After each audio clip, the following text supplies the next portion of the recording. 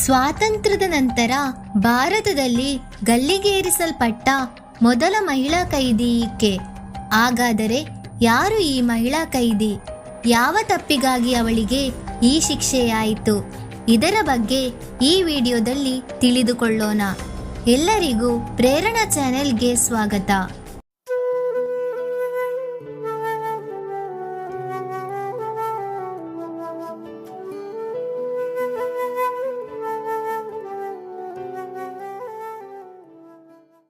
ಭಾರತದಲ್ಲಿ ಮರಣದಂಡನೆಯಿಂದ ಕೆಲವು ಅಪರಾಧಿಗಳಿಗೆ ಕಾನೂನುಬದ್ಧ ಶಿಕ್ಷೆಯಾಗಿದೆ.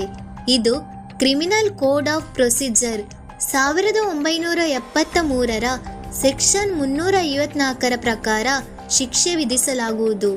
ಭಾರತದಲ್ಲಿ ಅಪರೂಪದ ಪ್ರಕರಣಗಳಲ್ಲಿ ಮಾತ್ರ ಗಲ್ಲು ಶಿಕ್ಷೆಯನ್ನು ವಿಧಿಸಲಾಗುತ್ತದೆ. 1955 ಜನವರಿ 3 ರತನ್ ಬಾಯ್ ಜೈನ್ ಎಂಬಾಕೆಯನ್ನು ಗಲ್ಲಿಗೇರಿಸಲಾಗಿತ್ತು. ದೇಶದಲ್ಲಿ ಮರಣದಂಡನೆ ಶಿಕ್ಷೆಗೆ ಒಳಗಾದ ಮೊದಲ ಮಹಿಳೆ ಈಕೆ. ರತನ್ ಬಾಯ್ ಸ್ಟೆರಿಲಿಟಿ ಕ್ಲಿನಿಕ್ನಲ್ಲಿ ಮ್ಯಾನೇಜರ್ ಆಗಿ ಕಾರ್ಯನಿರ್ವಹಿಸುತ್ತಿದ್ದಳು. ಕ್ಲಿನಿಕ್ನಲ್ಲಿ ಕೆಲಸ ಮಾಡುತ್ತಿದ್ದ 3 ಯುವತಿಯರಿಗೆ ತನ್ನ ಪತಿಯ ಜತೆ ಅನೈತಿಕ ಸಂಬಂಧ ಇದೆ ಎಂಬ ಸಂಶಯದ ಪರಿಣಾಮ ರತನ್ ಬಾಯ್ 3 ಯುವತಿಯರಿಗೆ ವಿಷ ನೀಡಿ ಕೊಲೆಗೈದಿದ್ದಳು. ಈ ಪ್ರಕರಣದಲ್ಲಿ ಜೈನ್ಗೆ ಮರಣದಂಡನೆ ಶಿಕ್ಷೆ ವಿಧಿಸಲಾಗಿತ್ತು.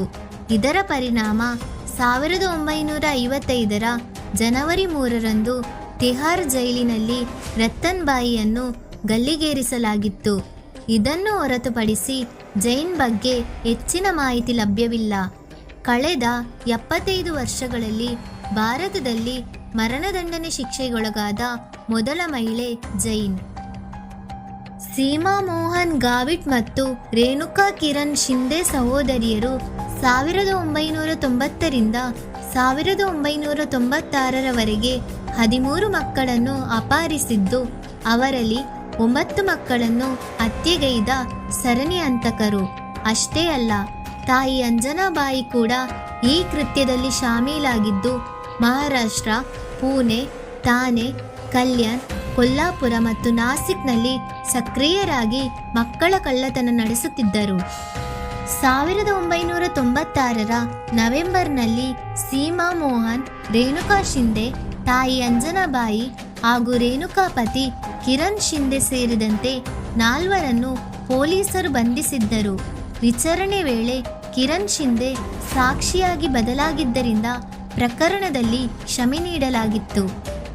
ಪ್ರಕರಣದಲ್ಲಿ ಸೀಮಾ ಹಾಗೂ ರೇಣುಕಗೆ ಕೊಲ್ಲಾಪುರ್ ಸೆಷನ್ ಕೋರ್ಟ್ ದೋಷಿ ಎಂದು ತಿಳಿಸಿ ಮರಣದಂಡನೆ ವಿಧಿಸಿತ್ತು.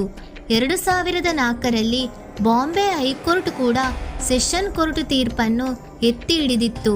2006 ಸುಪ್ರೀಂ ಕೋರ್ಟ್ ಕೂಡ ಮರಣದಂಡನೆ ಶಿಕ್ಷೆಯನ್ನು ಎತ್ತಿ ಹಿಡಿದಿತ್ತು. 2014 ಅಂದಿನ ರಾಷ್ಟ್ರಪತಿ ಪ್ರಣಬ್ ಮುಖರ್ಜಿ ಕ್ಷಮಾದಾನ ಅರ್ಜಿಯನ್ನು ತಿರಸ್ಕರಿಸಿದ್ದರು. ಆದರೆ ಬಂಧನಕ್ಕೆ ಒಳಗಾಗಿ ವಿಚಾರಣೆ ಆರಂಭವಾಗುವ ಮುನ್ನವೇ ಅಂಜನಾಬಾಯಿ ಅನಾರೋಗ್ಯದಿಂದ ಕೊನೆಯುಸಿರೆಳೆದಿದ್ದರು. ಈ ಮಧ್ಯೆ 2008, 2009 ನಾವು ಕ್ಷಮಾದಾನ ಅರ್ಜಿ ಸಲ್ಲಿಸಿದ್ದರೂ ಕೂಡ 2014 ತಿರಸ್ಕರಿಸಿದ್ದು ಯಾಕೆ ಎಂದು ವಿಳಂಬವನ್ನು ಪ್ರಶ್ನಿಸಿ ಇಬ್ಬರು ಬಾಂಬೆ ಹೈಕೋರ್ಟ್ಗೆ ಮೇಲ್ಮನವಿ ಸಲ್ಲಿಸಿ ಗಲ್ಲು ಶಿಕ್ಷೆ ಜಾರಿಗೆ ತಡೆಪಡೆಯುವಲ್ಲಿ ಯಶಸ್ವಿಯಾಗಿದ್ದಾರೆ. ಪ್ರಸ್ತುತ ಯಾರವಾಡ ಜೈಲಿನಲ್ಲಿರುವ ಸಹೋದರಿಯರಿಗೆ ನೇಣುಕುಣಿಕೆ ಶಿಕ್ಷೆಯಿಂದ ಪಾರಾಗಲು ಸಾಧ್ಯವಿಲ್ಲ. ಒಂದು ವೇಳೆ ಮರಣದಂಡನೆ ಶಿಕ್ಷೆಗೆ ದಿನಾಂಕ ನಿಗದಿಯಾದರೆ ಜೈನ್ ನಂತರ ಗಲ್ಲಿಗೇರಿದ ಮಹಿಳಾ ಕೈದಿಯಾಗಲಿದ್ದಾರೆ. ಈ ಮಾಹಿತಿ ನಿಮಗೆ ಇಷ್ಟವಾದಲ್ಲಿ ಈ ವಿಡಿಯೋವನ್ನು ಲೈಕ್ ಮಾಡಿ ಮತ್ತು ಶೇರ್ ಮಾಡಿ. ಹಾಗೆಯೇ ನಮ್ಮ ಪ್ರೇರಣಾ ಚಾನೆಲನ್ನು ಸಬ್ಸ್ಕ್ರೈಬ್ ಮಾಡಿ. ಧನ್ಯವಾದ.